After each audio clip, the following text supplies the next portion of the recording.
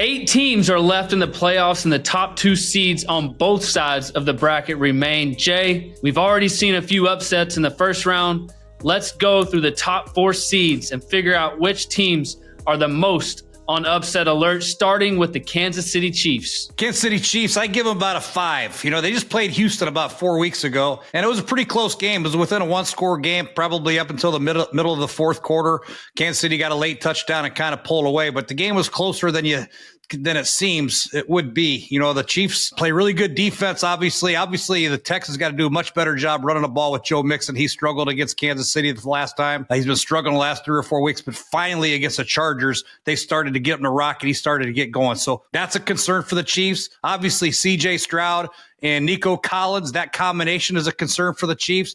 But the biggest concern for the Chiefs is the Houston Texans defense. They shut down Justin Herbert and the L.A. Chargers. I mean, they stuffed their running game. They got 4 interceptions from Justin Herbert, sacked them 4 other times. They're playing really well up front with their 4-man rush. Those 4 guys can get after it. Will Anderson and the rest of the guys, they're very good. Danielle Hunter. So that's the biggest concern for the Chiefs, is protecting Patrick Mahomes and finding ways to get in the end zone against that tough defense. The line of scrimmage is better for Kansas City, but then you throw Patrick Mahomes, they're like 50% on third downs. They're going to control the football, and Andy Reid will have some special plays designed up to get in the end zone. So I don't really fear the Texans beating the Kansas City Chiefs. Yeah, I mean, listen, you got Patrick Mahomes, right? You can't bet against Patrick Mahomes, but the Kansas City Chiefs defense has carried them for a lot of this year. Chris Jones, those guys on the back end, Texans have struggled. C.J. Stroud kind of figured it out last week, played good against the Chargers. Joe Mixon got over 100 yards finally. There was a pretty long drought there. But at the end of the day, I think this Chiefs defense is really, really good. They're playing at home. They've got the crowd behind them. The crowd noise is going to be tough for CJ and the Texans to handle. That's why I'm with you. I put it around like a 5, but at the end of the day, I just don't think the Texans are going to score a whole lot of points on this defense. Yeah, I think they're going to stop the run, but the big miss is Tank Dell. He had 7 catches for 98 yards last time and a touchdown against the Chiefs. Without him, they're going to have to rely solely on Nico Collins, and McDuffie can run around with them all day. So I don't know where else they're going to turn as far as getting the ball down the field, because I don't think Mixon gets going in the running game. That Chiefs defense is too good, and they're going to have to throw the ball, and I just don't know who they're going to throw it to other than Nico. The next game on the slate, the Baltimore Ravens face the Buffalo Bills. How much should the Bills be worried about the Ravens? On a scale of 1 to 10, I'd probably put this around like a 5, Jay. I think the Buffalo Bills are playing great. A little bit of a slow start against the Broncos, but rattled off 28 unanswered points. Josh Allen is dialed. I mean, almost a perfect QB rating last week. Everybody's involved. That's what I love about this Buffalo Bills offense. I think the key this week, though, looking at this, will be the tight ends on both sides of the ball. You got Mark Andrews and Likely for the Ravens. For the Bills, you got Dalton Kincaid, Knox. Like, those guys are going to have to make some game-changing plays in this game for both teams. And I put it at a 5 because of Josh Allen. The quarterback matchup is ridiculous. 2 MVP, the MVP guys going at it. I think the Bills have an edge playing at home, having their mind set on a Super Bowl. When you listen to the players talk and the team and that's their focus. Right, this is another game. It will be tough for them, but it's just another game in the path to get where they want to go. They ultimately got to go. The Ravens aren't a pushover. Look, they run the ball well. They control the clock. Lamar Jackson is unbelievable. If he gets hot early, it could be a lot closer. Let me tell you this, Colt. On a scale of 1 to 10, I give them 100. That's how worried they should be about this Baltimore Raven team.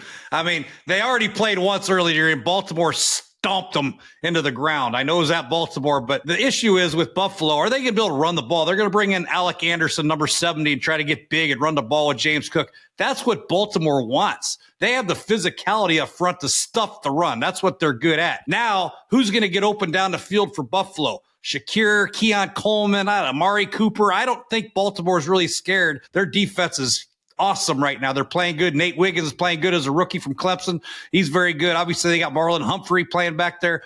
Kyle Hamilton moving back to safety. So, yeah, I think Baltimore Ravens should be favored in this game personally. I think Baltimore Ravens are a better team from top to bottom, offense and defense. Both have unbelievable quarterbacks. I'm not going to argue who's better at quarterback, but that's not the issue. The issue is I think Baltimore is physically more imposing on the defensive line, although Buffalo has a very good offensive line. It's going to be a great matchup. What am I saying? I can't wait to watch it. Everybody is going to be on pins and needles on this one, but it's going to be a great one. Yeah, I think you're right. I think I might move my worried scale of 1 to 10 up to like a 7 or 8. But again, you made my point. You talked about who are the guys on the outside. I think the tight ends are going to make the biggest difference. You got the two best quarterbacks to make off schedule plays in the National Football League going head to head.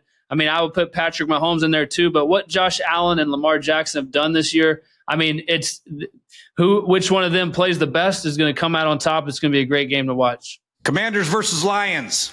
Lions, beware. Scale of 1 to 10. I'm going to give you an 8 because of that Jaden Daniels guy. This guy is a freak. He feels no pressure. He only applies it, Colt. That's what he does. No situation is too big for this guy. 3rd down, 4th down, red zone, last play of the game, first play of the game. He's always going to make the right decision and always has so far. I really think the Commander offense can do a lot of good things against this Detroit Lion defense. I think the key is going to be Amik Robertson versus Terry McLaurin.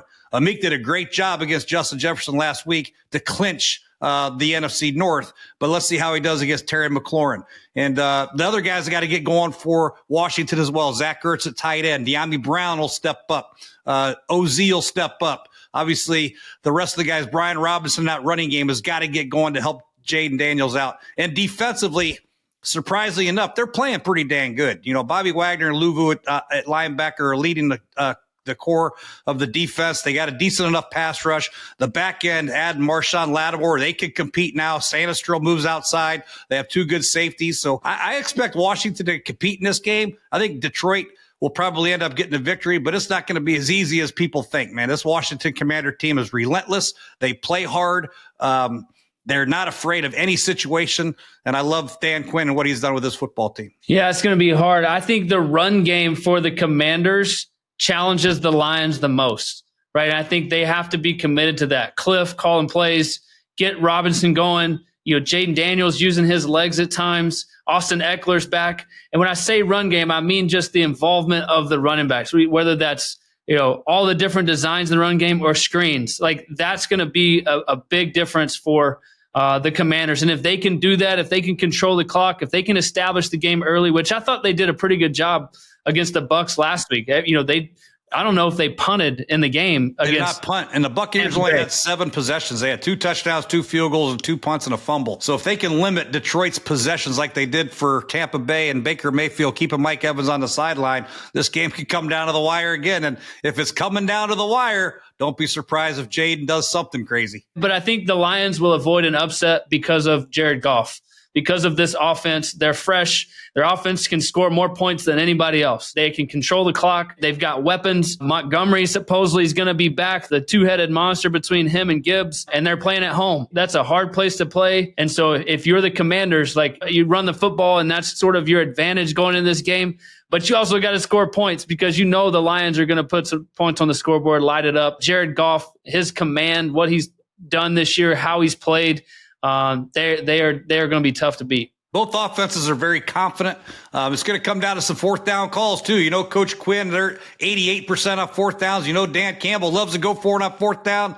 Who's going to make the plays defensively on 4th down to get the ball back? What a fun one to watch this is going to be. The Los Angeles Rams going to visit the Philadelphia Eagles. Whew, if I'm the Eagles, I'm at on a scale of 1 to 10, I'm at like an 8 of my level of concern for the Rams coming in. The way they played against the Vikings, Matthew Stafford, their defense. 9 sacks against Minnesota, decent offensive line. The pressure that this defense put on Minnesota, their passing attack, how they covered Addison and Jefferson and Hawkinson, they played really, really good. If you're the Eagles, this is going to be a tough matchup. Where do you put it, Jay? I put it about a 7 or 8, simply because last time they played, the Rams got kind of embarrassed physically. When that happens, a lot of times when you show that film again to your team, you say, look at what these guys did to us.